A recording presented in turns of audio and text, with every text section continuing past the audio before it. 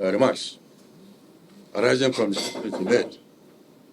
Me, I spent one whole day yesterday at Abule Ota, the venue, Abule Ado, the venue of the demolitions. Spent one whole day yesterday there. And what you said was very much in order. It is not a question of demolishing buildings that had papers and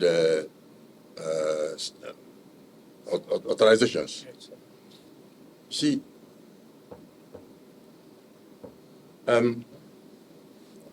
Alaba Market, I was there when late Nduisikanu carved out that place and gave to Ndibo. And Ndibo refused to go there. Because it was swamp and so far away from Lagos. I and a few people like him, Nduisikanu, Ebitukiwe, and others, appealed to Ndibo to go there and do what they know how to do. And they went there and turned the swamp into plazas now. And then eyes are being raised. Wherever you have authority, legitimate papers, and you build and it is demolished. As he said, Ohaneze will come to support the war against you. In fact, our people have built extensively in this place. A number of them have papers.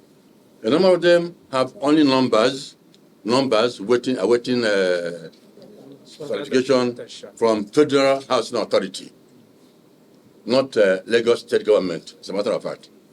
That zone, the entire place, is Federal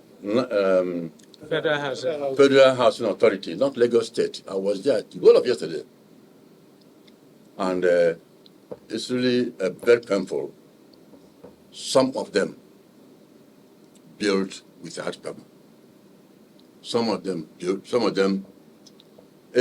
one that was built quite close to the road, so it was demolished. So no problem on that.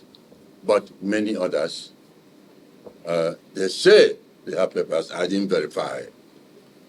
Actually, I think Lagos, Oba, and many Obas, of various villages in Lagos, should be given Igbos traditional title for making what would have been uninhabitable habitable. Yes. Yes. It's very clear. These are places that nobody would have ventured to make habitable, but they went there. So swamps, deep depth of about 6 feet. They closed it up and then piled and then built. So I am, rather than casting aspersions on Ndibo, building in Lagos and other places, they should be given titles. They are great. Any other question?